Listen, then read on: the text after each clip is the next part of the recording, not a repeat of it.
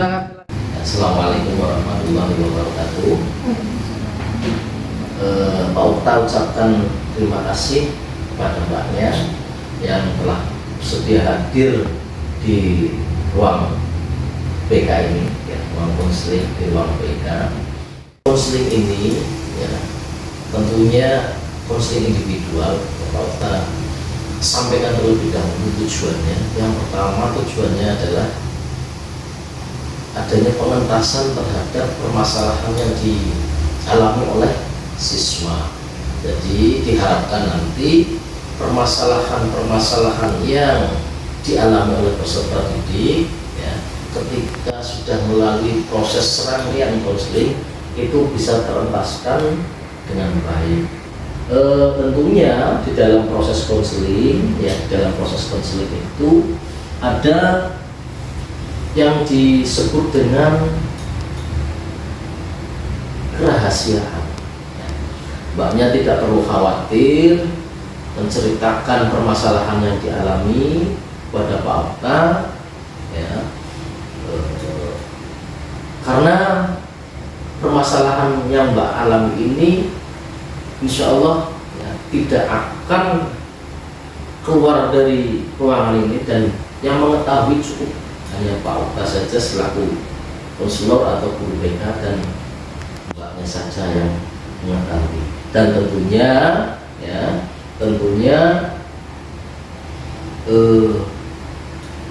ada lagi, ya, ini terkait dengan keterbukaan.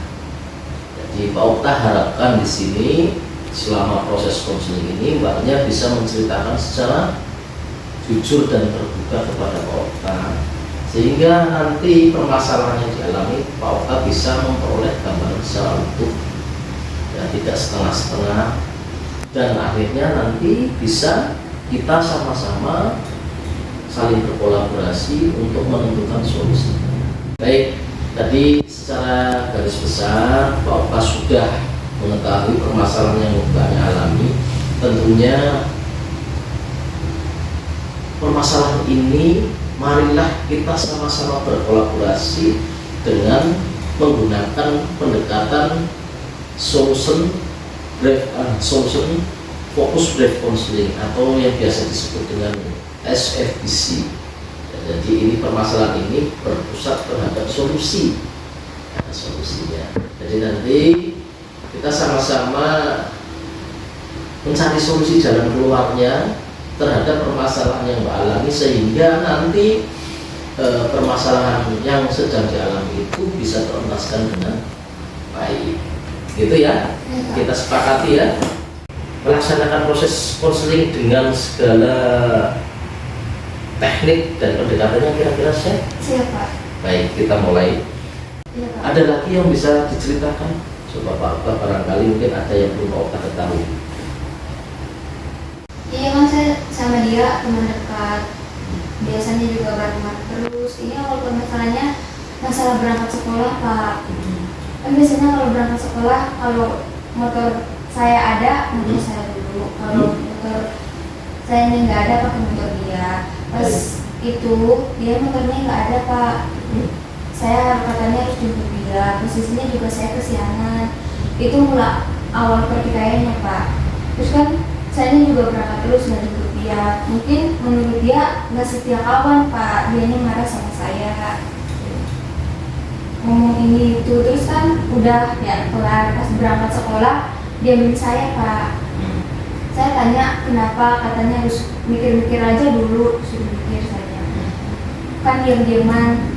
Udah gitu kan saya sering cerita ke dia Pak, ini. Jadi otomatis dia tahu kekurangan saya apa. Mungkin dianya masih benci sama saya Pak. Dia cerita sama ke teman-teman yang lain kayak gini. Jadi kekurangan sayanya itu jadi bullying ya Pak. Oke.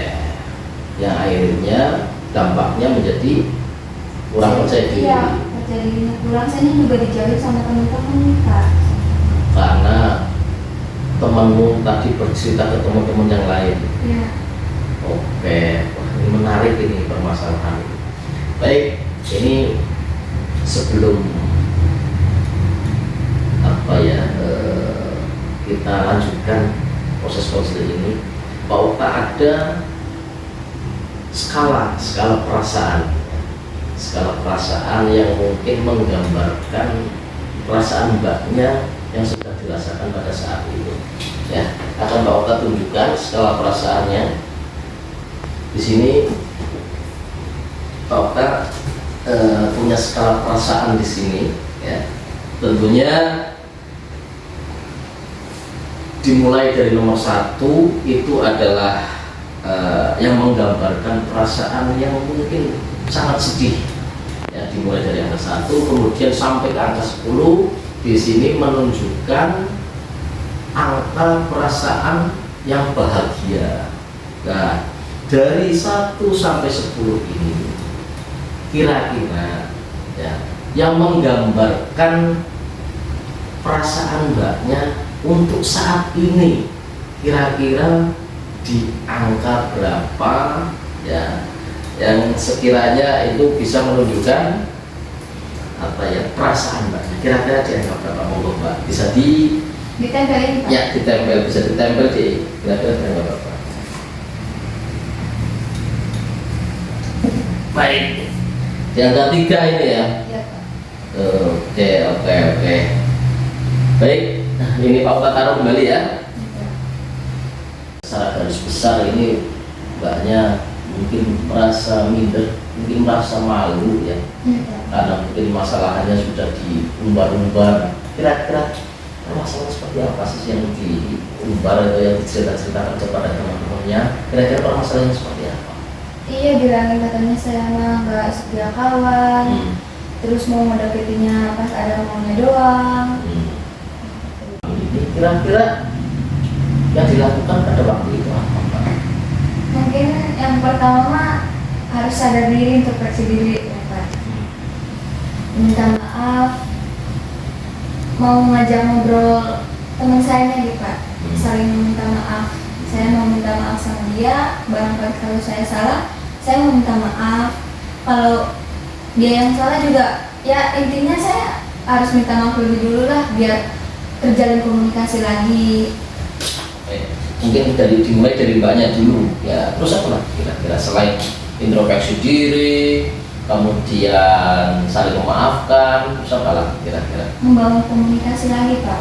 Kan selama ada pertikaian udah lama berkomunikasian, nggak pernah itu lagi bareng lagi Pak. Jadi diem-dieman, ditanya tegur sapa pun enggak Pak. Padahal sekelas.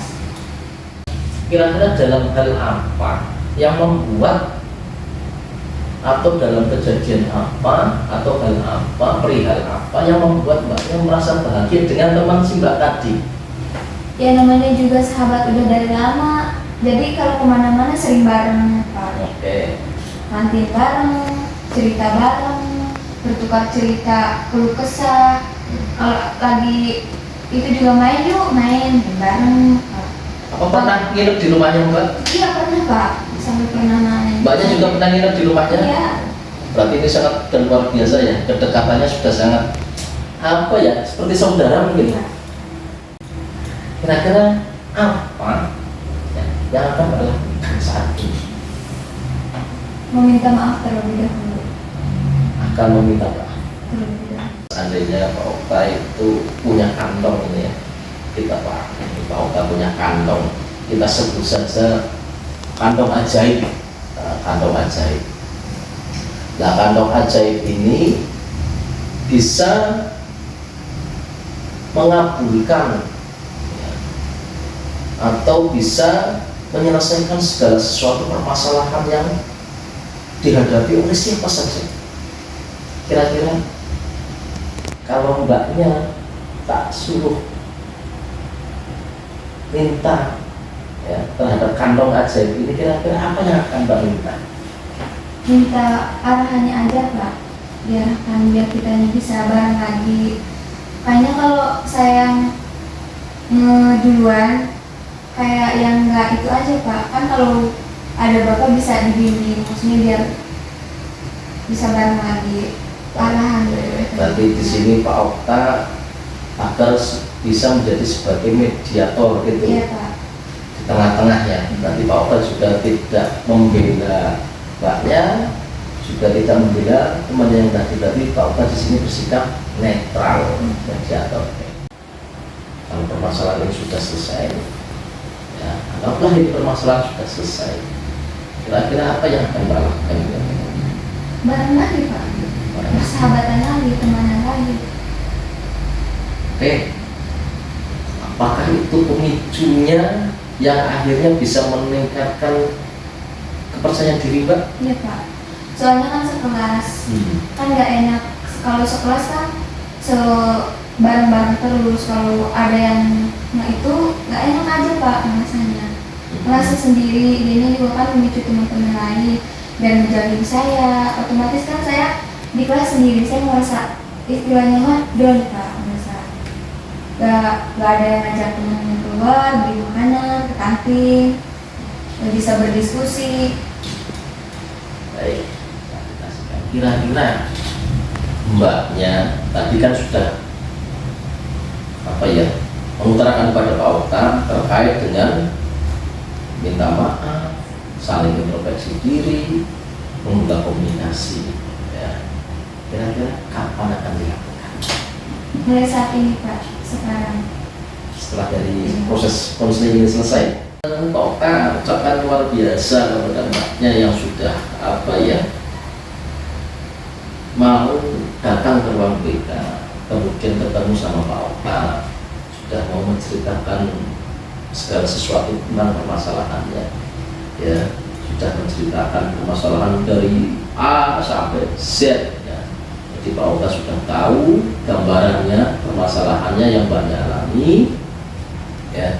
Itu Pak Okta ucapkan terima kasih sekali, ya ucapkan terima kasih sekali Mbaknya itu sudah mau menceritakan, sehingga kan cita-citanya yang diharapkan, ya ini permasalahan ini sudah bisa terentaskan dengan baik. Terkait dengan skala perasaan tadi Mbaknya kan sudah yang tidak. Sekarang setelah Mbaknya menceritakan permasalahan pada Pak Okta, ya dari mulai A, B sampai Z, ya kemudian juga sudah mengutarakan solusinya juga, perasaan pada saat ini, ya setelah menceritakan permasalahan kepada Pak Okta, kira-kira dianggap berapa? Ya.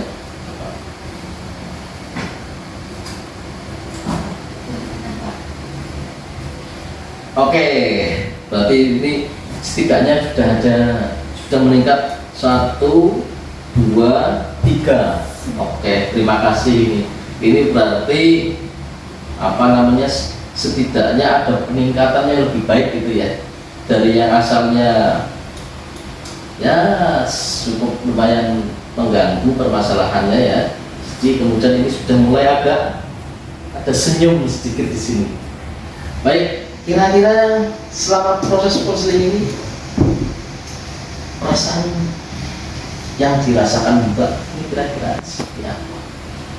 Lebih lega aja sekarang Pak, bisa mengungkapi isi hati, pikiran.